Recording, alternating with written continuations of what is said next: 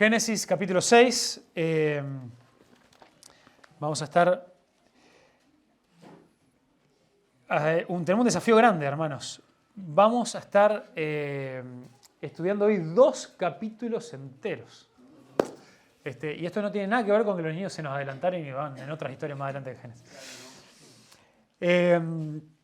Pero sí, estuvimos viendo el comienzo de Génesis 6 hace unos domingos atrás, viendo la profundidad de la maldad del hombre y cómo esto produjo en Dios ira. ¿O qué fue lo que produjo? ¿Se acuerdan? Una profunda tristeza. Y cómo también el pecado y la destrucción del hombre y de la humanidad lo que produce es una profunda tristeza en el corazón de Dios. Y que la ira después se ve manifiesta porque la ira es una respuesta también del profundo amor de Dios que no puede tolerar en su justicia, en su santidad, no puede tolerar también que la maldad y el pecado siga destruyendo todo lo bueno que Él ama. Entonces, como Dios es un Dios que es amor, entonces también su ira también se ve expresada de esa manera. Pero vamos a leer a partir del versículo 13 el relato de Noé y el diluvio. Así que entonces Dios dijo a Noé: he decidido poner fin a toda carne porque la tierra está llena de violencia por causa de ellos. Por eso voy a destruirlos junto con toda la tierra. Hazte un arca de madera de ciprés, harás el arca con compartimentos y la cubrirás con brea por dentro y por fuera. De esta manera la harás de 300 codos de longitud del arca, de 50 codos su anchura y de 30 codos su altura. Le harás una ventana que terminará a 1 codo del techo y pondrás la puerta en su costado. Harás el arca de 3 pisos. Entonces yo traeré un diluvio sobre la tierra para destruir toda carne en que hay aliento de vida debajo del cielo. Todo lo que hay en la tierra perecerá, pero estableceré mi pacto contigo. Entrarás en el arca tú, contigo, tus hijos, tu mujer y las mujeres de tus hijos. Y de todo ser viviente, de toda carne, meterás 2 de cada especie en el arca para preservarles la vida contigo. Macho y hembra serán, de las aves según su especie, de los animales según su especie y de todo reptil de la tierra según su especie. 2 de cada especie vendrán a ti para que les preserve la vida. Y tú toma para ti de todo alimento que se come y almacénalo y será alimento para ti y para ellos. Así lo hizo Noé conforme a todo lo que Dios le había mandado. Así lo hizo. Entonces el Señor le dijo a Noé: entra en el arca tú y todos los de tu casa, porque he visto que solo tú eres justo delante de mí en esta generación. De todo animal limpio tomarás contigo 7 parejas, el macho y su hembra, y de todo animal que no es limpio, 2, el macho y la hembra. También las aves del cielo, 7 parejas, macho y hembra, para conservar viva la especie sobre la superficie de toda la tierra. Porque dentro de 7 días yo haré llover sobre la tierra 40 días y 40 noches, y borraré de la superficie de la tierra todo ser viviente que he creado. Y Noé hizo conforme a todo lo que el Señor le había mandado. Noé tenía 600 años cuando las aguas del diluvio vinieron sobre la tierra. Entonces Noé entró en el arca, con él y con él sus hijos, sus mujeres y las mujeres de sus hijos, a causa de las aguas del diluvio, de los animales limpios y de los animales que no son limpios, de las aves y de todo lo que se arrastra sobre la tierra. Entraron de 2 en 2 con Noé en el arca, macho y hembra, como Dios había ordenado a Noé. Aconteció que a los 7 días las aguas del diluvio vinieron sobre la tierra, y el año 600 de la vida de Noé, el mes segundo, a los 17 días del mes, en ese mismo día se rompieron todas las fuentes del gran abismo y las compuertas del cielo fueron abiertas y cayó la lluvia sobre la tierra por 40 días y 40 noches. En ese mismo día entró Noé en el arca con Sem, Cam y Jafet, los hijos de Noé, la mujer de Noé y las 3 mujeres de sus hijos con ellos. También entró toda la tierra según su especie, todo ganado según su especie, todo reptil que se arrastra sobre la tierra según su especie y toda ave según su especie, aves de toda clase. Entraron pues con Noé en el arca de 2 en 2 toda carne en que había aliento de vida. En los que entraron macho y hembra de toda carne entraron como Dios se lo había mandado. Después el Señor cerró la puerta detrás de Noé. Entonces vino el diluvio sobre la tierra por 40 días y las aguas crecieron y alcanzaron el arca y ésta se elevó sobre la tierra. Las aguas aumentaron y crecieron mucho sobre la tierra y el arca flotaba sobre la superficie de las aguas. Las aguas continuaron aumentando más y más sobre la tierra y fueron cubiertos todos los altos montes que hay debajo de todos los cielos. Las aguas subieron 15 codos por encima de todos los montes que habían sido cubiertos. Y pereció toda carne que se mueve sobre la tierra, aves, ganados, bestias, y todo lo que se mueve sobre la tierra, y todo ser humano, todo aquello en cuya nariz había aliento del espíritu de vida, todo lo que había sobre la tierra firme, murió. El Señor exterminó pues todo ser viviente que había sobre la superficie de la tierra. Desde el hombre hasta los ganados, los reptiles y las aves del cielo fueron exterminados de la tierra. Solo quedó Noé y los que estaban con él en el arca. Las aguas prevalecieron sobre la tierra 150 días. Entonces Dios se acordó de Noé y de todas las bestias y de todo el ganado que estaban con él en el arca, y Dios hizo pasar un viento sobre la tierra y decrecieron las aguas. Amén. Bueno, como es un pasaje muy largo, el de hoy, pero con una enseñanza también, hoy puedo decir bastante claro, aunque también lo incluyo, como dije la semana anterior, pasajes muy difíciles para mí de preparar. ¿Por qué? ¿Por qué es tan difícil acercarnos a este pasaje? Porque estamos condicionados por cómo todas estas historias han sido contadas y recontadas una y otra vez para los niños, ¿no? Y no me refiero quizá a la clase que están teniendo los niños ahora, sino como nosotros hemos escuchado tantas veces, no hemos visto quizá algunos dibujitos, hemos leído libros para niños, incluso escritos por cristianos, pero que ni siquiera empiezan a aparecer elementos que ni siquiera están en la Biblia, o se enfatizan algunos en gran manera que ni siquiera son enfatizados en la Biblia, o hasta cómo esta historia ha sido tomada hasta por películas de Hollywood. No sé quién se acuerda la película aquella de Evan Todopoderoso, o Todopoderoso 2, ¿te acuerdan? Bueno, ¿no? Entonces, uno sabe, está mirando una película, uno sabe o mismo hasta la película de Noé, hecha por Mel Gibson, fue que la hizo, ¿no? Esta que después aparecían los monstruos estos de piedra y todas esas cosas, ¿no? Pero aún en aquellas cosas que nosotros recordamos, no, si esto sí está en la Biblia, se va formando en nuestra mente como una desfiguración de la historia, que aún cuando la leemos, es difícil leerla con ojos frescos. Con ojos frescos. Entonces, es por eso que también me costó trabajo acercarme con ojos frescos a esta historia. Y quisiera que hoy podamos ver y entender cómo esta historia, Dios nos enseña algo que es clave para nosotros poder después entender no solamente el resto de las historias del Antiguo Testamento, sino también Dios comienza a construir un bloque esencial en lo que después vendría a ser Jesús con nosotros. Y es el hecho de que todos nosotros somos salvos por medio de un justo.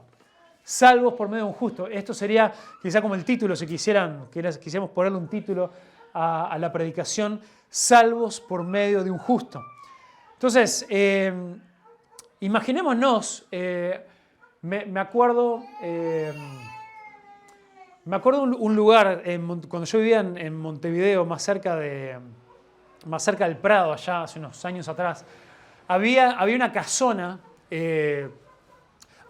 bien antigua que hacía años que estaba hecha completamente a ruinas, era por una calle de Millán y creo, no me acuerdo si era, sí, Las Violetas, nosotros vivíamos muy bien cerquita, por Millán y Las Violetas, había una casona esa bien antigua, vienen de esos lugares que son declarados patrimonio histórico de la ciudad o de la municipalidad o lo que sea, ¿no? Y claramente era muy bonito, además tenía como una historia en particular ese lugar, tenía una historia que, no sé, algún personaje importante habrá vivido ahí, además un arquitecto muy importante la habrá construido, pero el tema es que estaba completamente destrozada. Uno veía que había partes que habían sido quemadas, había partes que ya le faltaban ventanas, había ventanas que para que la gente no se metiera, porque a lo largo del tiempo se habían metido personas, vieron cuando las ventanas a veces en vez de, ni siquiera con madera las bloquean, las rellenan de bloques, ¿no? Para que nadie se pueda volver a meter, estaba toda grafiteada, pero aún peor, había partes que se habían empezado a derrumbar. Y uno de los grandes problemas con esos lugares es que incluso gente que esté interesada con ese lugar, la intendencia empieza a poner condiciones de que no podés construir en ese lugar algo nuevo, tenés que gastar millones y millones de dólares para reacondicionar el patrimonio histórico que quede igual. Entonces pasan años sin nadie y nadie lo toca. Hasta que finalmente fue evidente que la intendencia se dio cuenta que eso no se iba a poder hacer porque se empezó a derrumbar sola.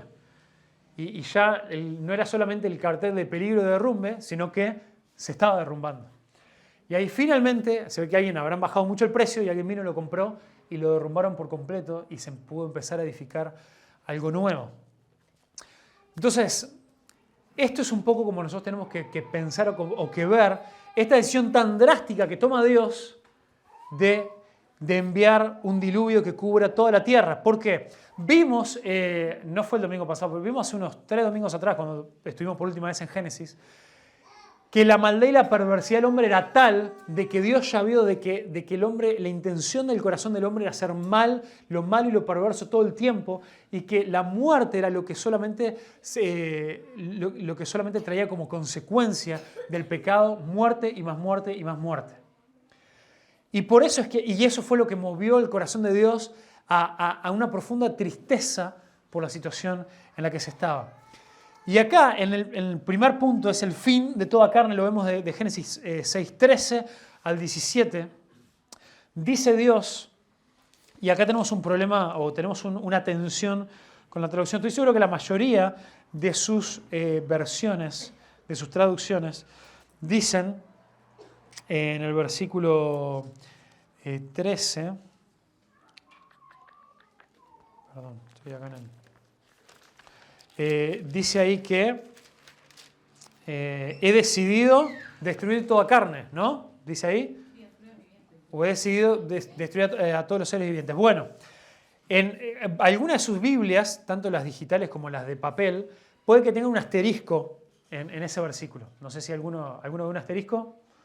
¿No? ¿El versículo 13? No. Bueno, pero algunas, o en algunos recursos van a ver que tiene algún asterisco porque hay una frase que todos están de acuerdo que es muy posiblemente de una manera más literal puede ser traducida: el fin de toda carne ha venido delante de mí. ¿Alguno lo ve eso por ahí? No. Sí, ahí va. Entonces, solamente para confirmar que para que sean buenos bereanos y puedan confirmar que no le estoy tirando frutas, sino que está ahí la cosa, ¿no? El fin... ¿Cómo? No. En el celular ahí se los muestra, ¿no? Entonces dice, en el 6, dice, el fin de toda carne ha venido delante de mí. Y esto es algo que también después de mucho estudio, yo me inclino a que lo que esta forma más literal, que yo entiendo por qué muchas versiones dicen, bueno, es difícil entender qué significa que el fin de toda carne ha venido delante de mí. Entonces vamos a poner simplemente que he decidido destruir toda carne. Y esto tiene que ver con que la maldad delante de los hombres, de la humanidad, empezó como a ascender hasta la presencia de Dios. Y Dios pudo ver que la conclusión, que el fin de todos los hombres estaba cerca por culpa del pecado y la maldad. Y esa maldad se hizo presente. Esto es algo que hace eco a 2 capítulos anterior, en el capítulo 4, cuando vemos la muerte de Abel. ¿Se acuerdan que hay algo más que vino, que se hizo presente delante de la presencia de Dios? ¿Se acuerdan qué era? La sangre de Abel clama desde la tierra. Y es interesante, ¿no? De cómo en esta traducción más palabra por palabra, diría, el fin de toda carne ha venido delante de mí. Entonces es esta expresión de cómo puede ser, es una expresión que se refiere a la perversidad y al fin que llevaría la violencia, vino delante de Dios y se hizo evidente, ¿no? Así como también la sangre de Abel clamaba desde la tierra como el resultado de la violencia del primer asesinato, clamaba por justicia delante de Dios, también el fin de toda carne se hizo evidente delante de Dios. Entonces, Dios acá decide enviar un diluvio. Ahí lo vemos en el versículo 17, ¿no? Donde dice ahí en el 17, entonces yo traeré un diluvio sobre toda la tierra para destruirla toda, para destruir toda carne en que haya aliento de vida. Entonces, básicamente, por eso yo les traía esta ilustración de este lugar que estaba completamente destruido y que para poder hacer algo nuevo, la única opción era una demolición. Lo que Dios está diciendo es, ya puedo ver que el fin, si yo dejo que esto corra, siga su curso, es la destrucción, es el fin de toda carne, el fin de todo ser viviente, va a venir solo si yo no intervengo.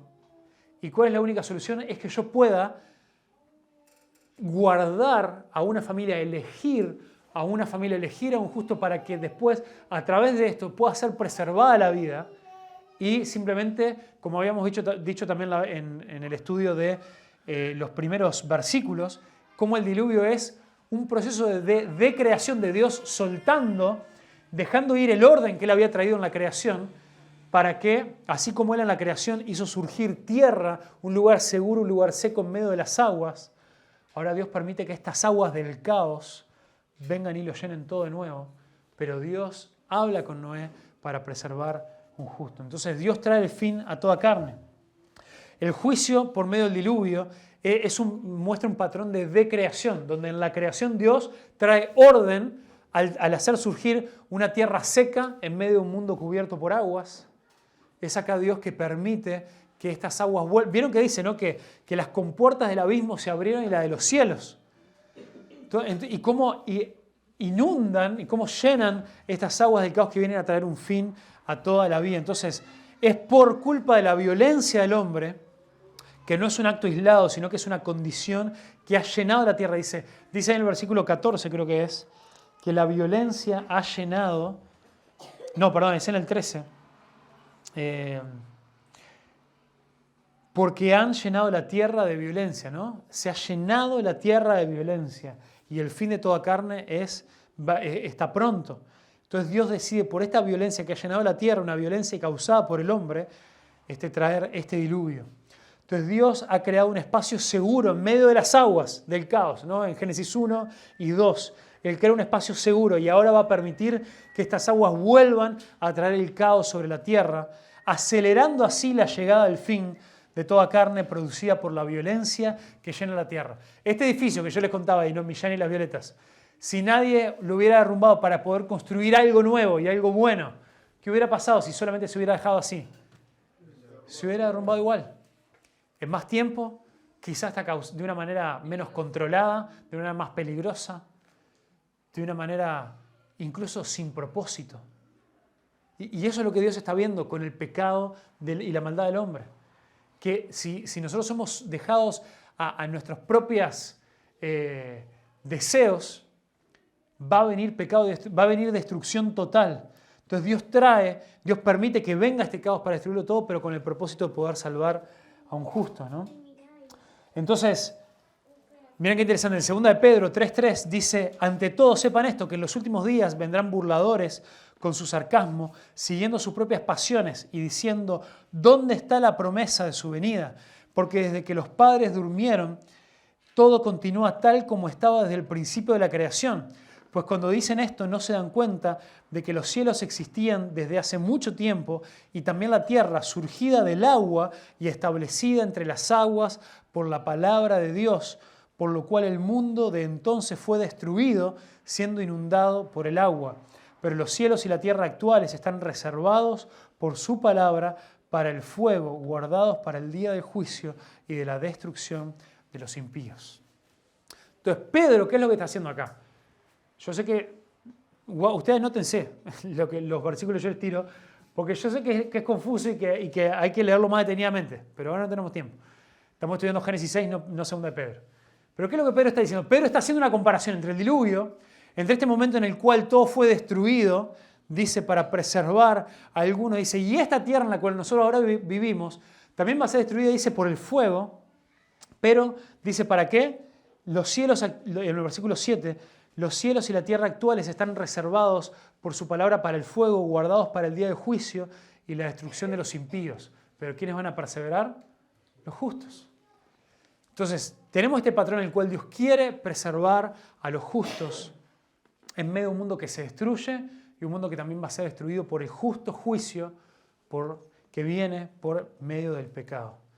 Y acá llegamos a Noé, versículo Génesis 6, 18 al 22. Acá se nos presenta una tensión que es importante, una tensión que no es menor. ¿Por qué?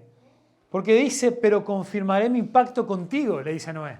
Yo hago mi pacto contigo. Hago mi pacto contigo, dice, así que entra en el arca tú y tu mujer y tus hijos y tus esposas. Entonces tenemos una gran tensión. ¿Por qué fue elegido Noé? ¿Por qué fue elegido Noé para ser salvado? Porque Dios lo halló justo, excelente. Eso es lo que nos dice el texto. Fue hallado justo. Ahora, la pregunta es ¿qué significa que haya sido hallado justo? Y esa pregunta se vuelve importantísima para nosotros, quienes sabemos, por medio de Pedro y de toda la Biblia, que nosotros también somos salvos si somos hallados justos. Entonces, miren qué interesante. El texto nos viene dejando varias pistas, incluso desde antes. Yo sé que hoy estamos retomando desde el versículo 13, pero en el versículo 8 dice que Noé halló gracia. Lo primero que sabemos de Noé es que Noé halló gracia ante los ojos de Dios. Entonces acá, lo primero que se nos dice Noé no es que Noé era un hombre justo y perfecto, sino dice que fue alguien quien halló gracia ante los ojos de Dios. ¿Quién otorga la gracia? ¿Quién otorga el favor? Dios. Entonces es importante entender que Dios siempre en su obra de salvación, en su obra de elección, Dios toma siempre la iniciativa. Dios es quien toma la iniciativa para salvar. Pero después en el versículo 9, capítulo 6, versículo 9, nos dice que él era un hombre recto y que caminaba con Dios. Entonces vemos que Noé, quien halló gracia delante de Dios, no tomó esta gracia en vano, sino que él comienza a actuar de manera recta y camina con Dios. Y quizá, no sabemos qué significa que fue recto y que anduvo con Dios. Bueno, vamos a ver. Dice en el versículo 18 que él hizo un pacto con él, le hace una promesa, yo establezco mi pacto contigo. ¿Y un pacto qué suele involucrar un pacto? Un compromiso. ¿Y un compromiso por lo general entre quién? Entre dos partes, ¿no? Entre dos partes. Ahora, hay algo extraño de este pacto. ¿En qué parte Noé se compromete con algo? Dice, yo hago un pacto contigo, te voy a salvar por medio de un arca. Te voy a guardar, te voy a salvar la vida. Eso le llamamos nosotros un pacto incondicional. Es un pacto que se hace de una manera unilateral, en el cual Noé todavía no ha abierto la boca, no dijo ni mu.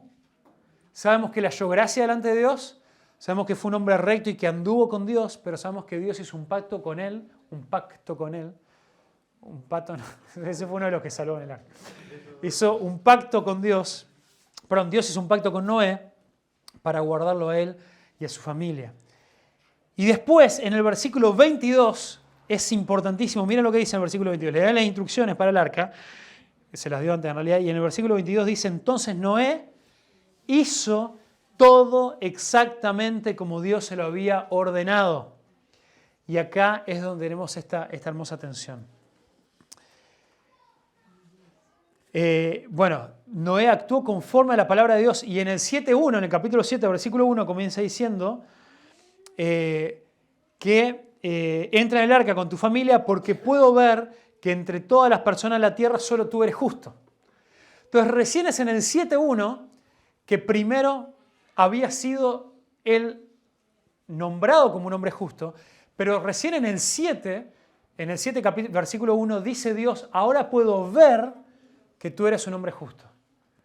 ¿Por qué? Porque él lo que hizo fue obedecer, y fue solamente obediencia. Acá es donde aparece esta tensión. Nosotros no ganamos por nuestra justicia, ¿por la obediencia o por la fe? Por la fe. ¿Y en qué vemos la fe de Noé? En su obediencia. Esto es lo hermoso de la palabra de Dios, que nosotros, ¿qué es lo que pasa? En nuestra mente hoy moderna pensamos que la fe es lo que yo creo, ¿no? Si yo pienso, si yo creo algo, eso es fe. Pero bíblicamente hablando, la fe nunca se separa de la obediencia. Y si no, recordemos la serie que está dando Gabriel en Santiago. Pero no precisamos llegar hasta Santiago. Vemos incluso el padre de la fe, que es un personaje que viene un poquito después. ¿Quién es? Abraham. Nos dice exactamente lo mismo, que Abraham fue justificado por la fe y después también él empieza a experimentar un montón de pruebas de parte de Dios en las cuales él va demostrando que Él va a caminar por fe y Él va a obrar en base a la fe que debería tener. Entonces, en la Biblia esta obediencia se llama fe. Entonces, y aparte miramos qué tremendo, el tipo se pone a construir un arca que le habrá llevado mucho tiempo, sin saber ni haber visto llover y sin tener idea de los detalles. En los primeros versículos ahí le dice, del 15, el 15 y 16, le da las instrucciones para el arca, que ya vamos a volver a esto, pero no, le dio así como un manual, un arquitecto de los planos, todo.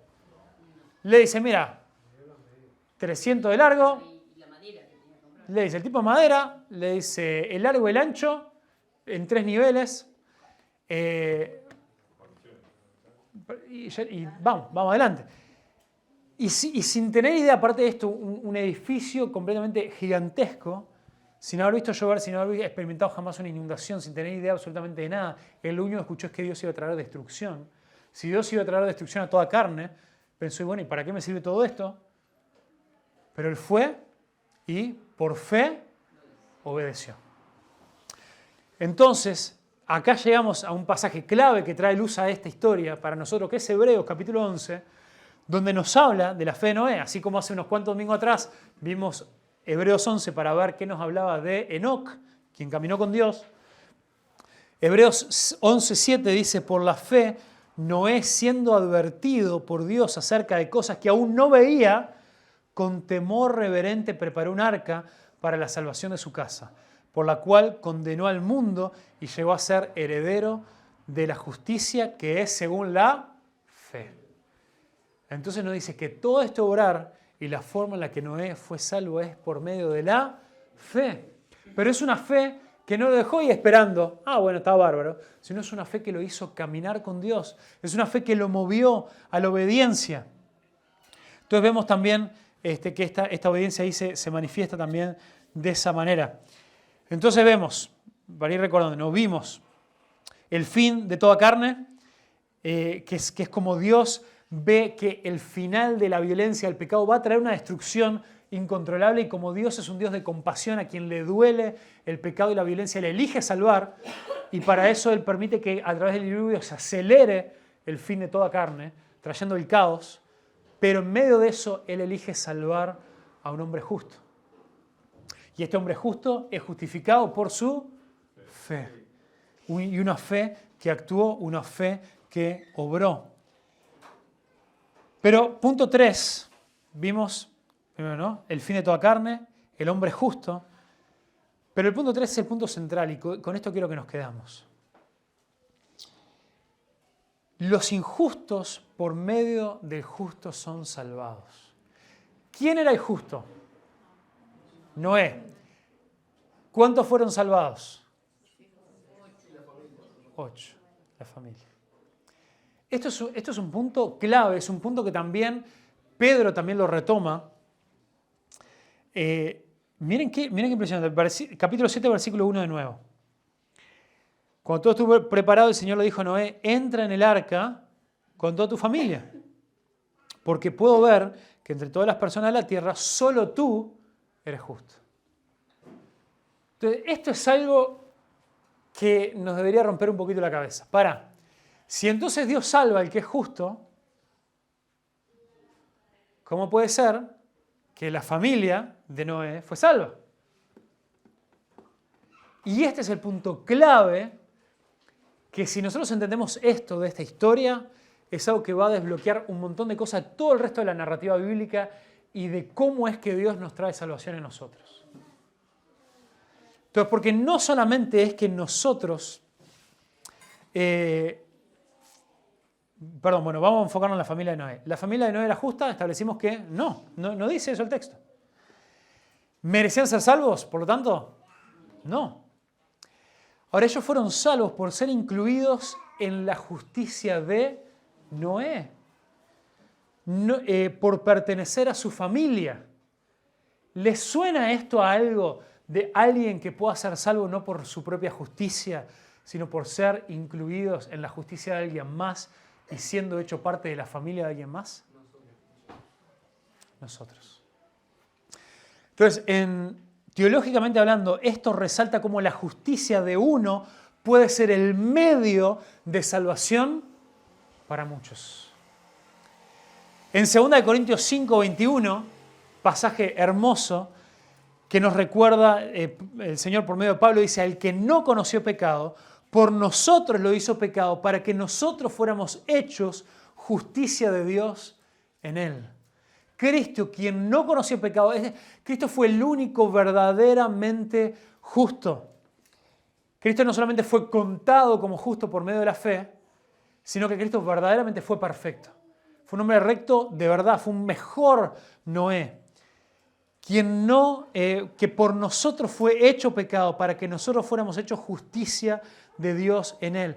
Y si nosotros, por medio de la fe, somos incorporados en la familia de Dios, ahora dice: Cristo es el único justo, quien no merece morir.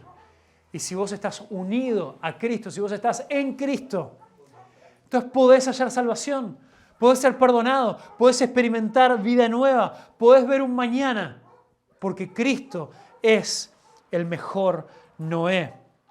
Noé fue salvado de juicio, pero Jesús tomó el juicio sobre sí mismo. Noé y su familia fueron librados a través de las aguas del juicio. Jesús, sin embargo, no simplemente escapa de la ira de Dios, Él se convierte en el objeto de esa ira en la cruz. Él carga con la misma pena completa por el pecado de la humanidad, satisfaciendo la justicia de Dios de una manera que Noé no podía. La justicia de Noé era relativa. Noé también fue un pecador. La justicia de Jesús es total y absoluta. Noé es descrito como un hombre justo en su generación. ¿No? O sea, bueno, para lo que había en ese momento, era un hombre justo. Lo que implica, pero Jesús es perfectamente justo, sin pecados. Como nos dice también en Hebreos 4:15. Su justicia no está limitada a la depravación de su tiempo, es inherente, es eterna, es completa. El arca de Noé salvó a un remanente, salvó a estos 8. Pero la salvación que viene a través de Jesús es para todo el que cree. Todo aquel que cree puede ser incluido en esta justicia, puede ser hecho justo por medio de la fe, por gracia, así como Noé recibió gracia al haber hallado favor de Dios, pero también nosotros por gracia, por medio de la fe, que somos incluidos en la familia de Dios, somos adoptados y así también podemos ser salvos. La liberación de Noé fue temporal, ya vamos a llegar a eso otro domingo, cuando veamos los capítulos siguientes y cómo terminó Noé, pero la de Jesús es eterna. Aún después de Noé, el pecado persiguió porque ellos eran pecadores. Y el pecado siguió en el mundo y siguió trayendo muerte y destrucción, a pesar de que Dios quiso preservar a una familia, un linaje para traer salvación a través de Jesús. La de Jesús es eterna porque la salvación de Jesús es perfecta y nos garantiza una eternidad con Él. Y un momento en el cual nosotros seremos no solamente salvos, no solamente justificados, no solamente santificados, sino también glorificados para siempre por medio de Jesús. El pacto de Noé era limitado, pero Jesús estableció un nuevo pacto para darnos nuevos corazones y para traer esta salvación por siempre y para hacernos perseverar para siempre. El papel de Noé fue pasivo. ¿Qué hizo Noé? Absolutamente nada. Bueno, él obedeció, pero él no hizo nada. Él obedeció con fe, pero él ¿fue él quien se ganó el favor de Dios? No, fue Dios quien decidió salvarlo. Pero el texto nos va mostrando que Noé ni siquiera cerró la puerta del arca. ¿Nos damos cuenta de eso? Noé, de vuelta, estas cosas que a veces nosotros, si vimos muchas películas, capaz que... Pero la palabra de Dios describe que Dios le trajo a él todos los animales. No tuvo que salir a buscarlos. Tuvo que obedecer en lo que Dios le pidió, pero el resto se quedó quietito. El rol de Noé fue pasivo. Es más, otra cosa que ahí ya nos vamos acercando a un tema importantísimo que es el arca en sí. ¿Cómo es descrita el arca? Si las descripciones que Dios da es tanto de largo, tanto de ancho, tanto de altura. ¿Qué es eso? Una caja. Una caja. Es una caja que durante todo el tiempo que estuvo ahí, nos describe, el texto nos dice que estuvo a la merced de Dios, dice que se movía por la superficie de las aguas. Noé tenía un gran timón para ir dirigiendo y diciendo, vamos para allá, que me parece que allá puede haber tierra seca. El rol de Noé fue completamente pasivo, él estaba todo el tiempo a la merced de la gracia de Dios. Pero el de Jesús es activo. Jesús busca activamente a los pecadores, vive una vida perfecta, muere sacrificialmente y resucita victoriosamente para asegurar la salvación. Entonces, esto es tremendo. La hermosura que tiene el haber sido unidos a Cristo y que por medio de su justicia nosotros somos salvos. ¿Alguna vez se ha tirado un paracaídas? ¿No? Yo tampoco. Alguna vez dije, yo cuando tenía otros pesos, yo ponía como excusa, no, porque soy muy gordo, no me puedo tirar. Y ahora que tengo un peso donde me aceptarían, ahora pongo otras excusas, porque no lo iba a hacer. Pero mi hermano, que yo le vi su video ahí, que se fue a tirar ahí a Punta del Este en paracaídas, es tremendo. Él puede decir que él se tiró en paracaídas, puede decir que él voló ahí por los aires. Ahora, para alguien que no sabe tirarse en paracaídas, para alguien que va y paga el ticket, ¿han visto cómo es el método? Te unen a alguien experimentado, te ponen un arnés donde vos quedás perfectamente unido a un tipo que sabe cómo tirarse en paracaídas y que sabe en qué momento cinchar el paracaídas, en qué momento ser, cómo manejarlo, cómo pim pum pam, cómo aterrizar, como todo. Es más, si fuera por el que se va a tirar por primera vez, quedarías ahí como un gato aferrado. ¿Vieron? Cuando los gatos se aferran a algo que no quieren largar, sacamos uñas donde no tenemos y no nos tira nadie ahí, por más que hayamos pagado. Porque llegás al momento y tirarte al vacío parece imposible. Y uno pasivamente lo único que vos tenés que dejar es en fe, dejarte ir. Y el no sé cómo se llama, el paracaidista ahí experimentado, él se encarga de todo.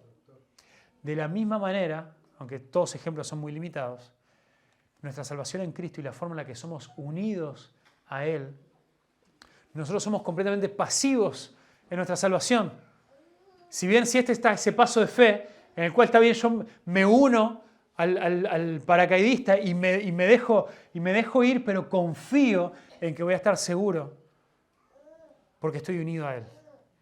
Y de la misma manera es que somos salvos por medio de Cristo, así como la familia de Noé fue salva también por medio de la justicia de Noé.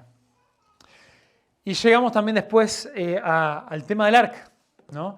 Llega el diluvio, ahí del capítulo 7, versículo 6, al final, al 24.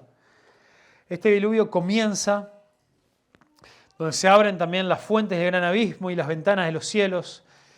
Y la magnitud de este evento es tremendo. Está descrito como una decreación de lo que Dios había creado en Génesis 1.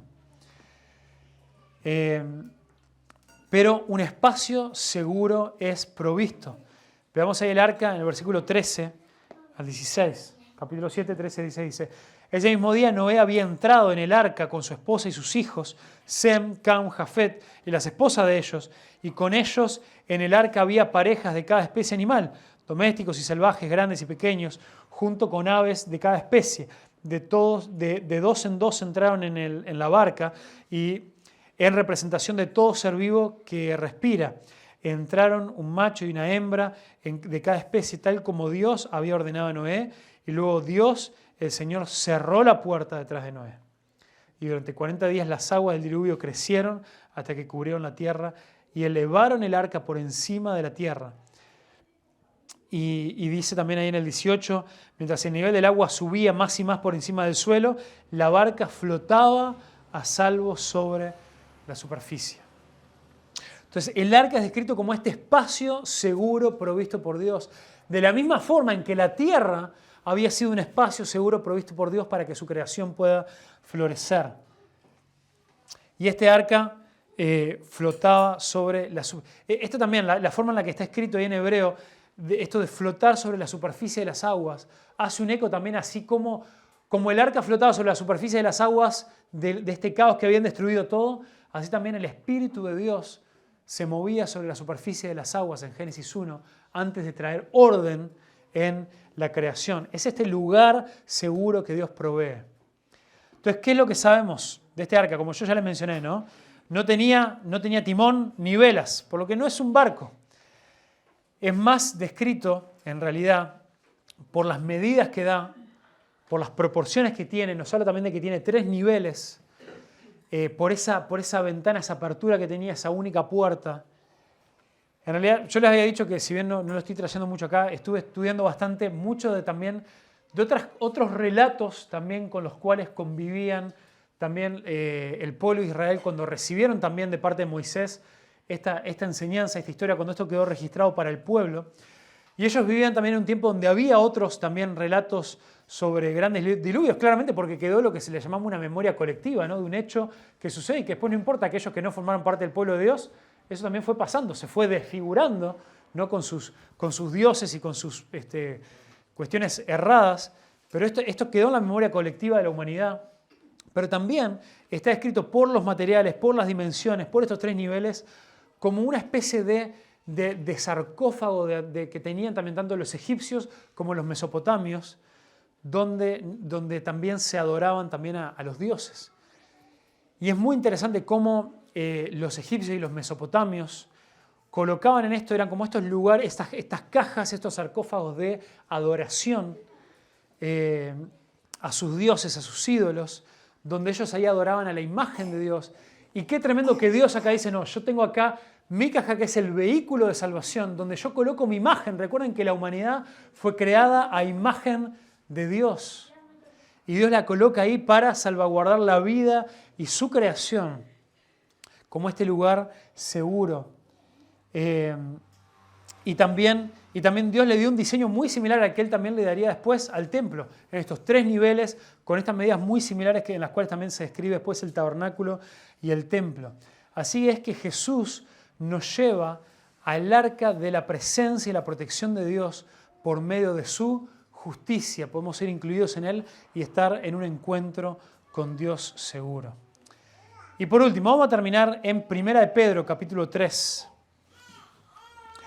1 de Pedro, capítulo 3. Versículo 18. Este es el pasaje un poco más extenso que nos leyó hoy Cristina. Pero a partir del versículo 18, 1 de Pedro, capítulo 3, dice, porque también Cristo murió por los pecadores, por los pecados, una sola vez, el justo por los injustos. Vemos la relación, el justo muere por los injustos, para llevarnos a Dios, muerto en la carne, pero vivificado en el Espíritu. En el Espíritu también fue y predicó a los espíritus encarcelados, quienes en otro tiempo fueron desobedientes cuando la paciencia de Dios operaba en los días de Noé durante la construcción del arca, en la cual unos pocos, es decir, 8 personas fueron salvadas por medio del agua. Y qué interesante, ¿no? No nos vamos a meter en el tema de que fue y predicó a los espíritus, es un tema para otro momento. Ya lo he estudiado, pero requeriría un buen rato más, que también está relacionado a Génesis y cosas que ya hemos visto. Pero qué tremendo, dice que fueron salvos por medio del agua. Y no es que las aguas trajeron destrucción, no es que las aguas son el juicio de Dios, pero es interesante que justamente las aguas lo que hacen es salvaguardar, bueno, decía Diego también ahí, ¿no? Elevan también a este arca, a este lugar seguro que Dios proveyó. Pero el agua viene a lavar toda la maldad. Este pecado que había impregnado y que dijo Dios que la maldad del hombre ha subido delante de mi presencia y el fin de toda carne se me ha hecho evidente de que el pecado y la maldad solamente va a traer destrucción. Entonces, las aguas vienen, debemos no verlas como un agente de destrucción y tanto de juicio, sino como algo que santifica, algo que purifica la tierra que Dios ha creado para que podamos florecer. Y ahí entonces en el versículo 21 dice, y correspondiendo a esto, el bautismo ahora nos salva, lo salva a ustedes, no quitando la suciedad de la carne, sino como una petición a Dios de una buena conciencia, mediante la resurrección de Cristo. Y hace unos domingos atrás, cuando tuvimos bautismo, ¿no fue eso lo que dijimos que es el símbolo del bautismo?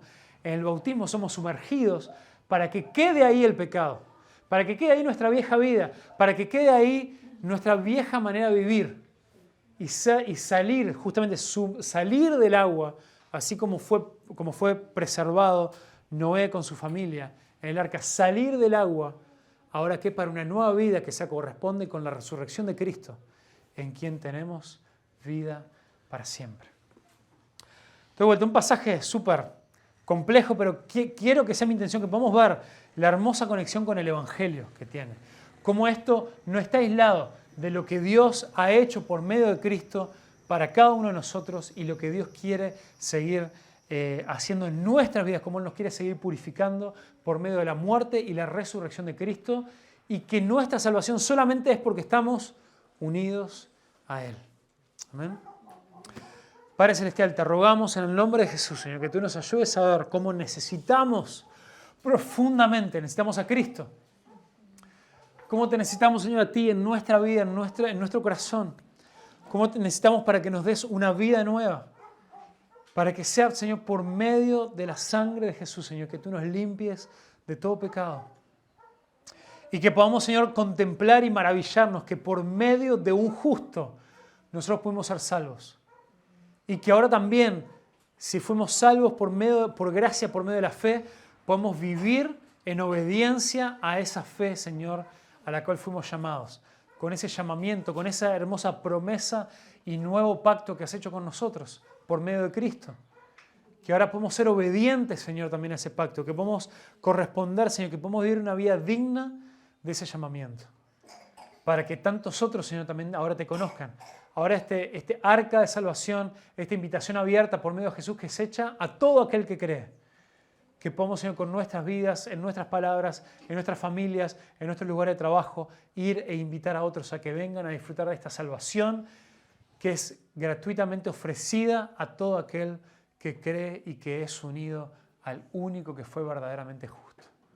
Te alabamos, Señor, te reconocemos como el único Señor y Salvador. Amén y amén.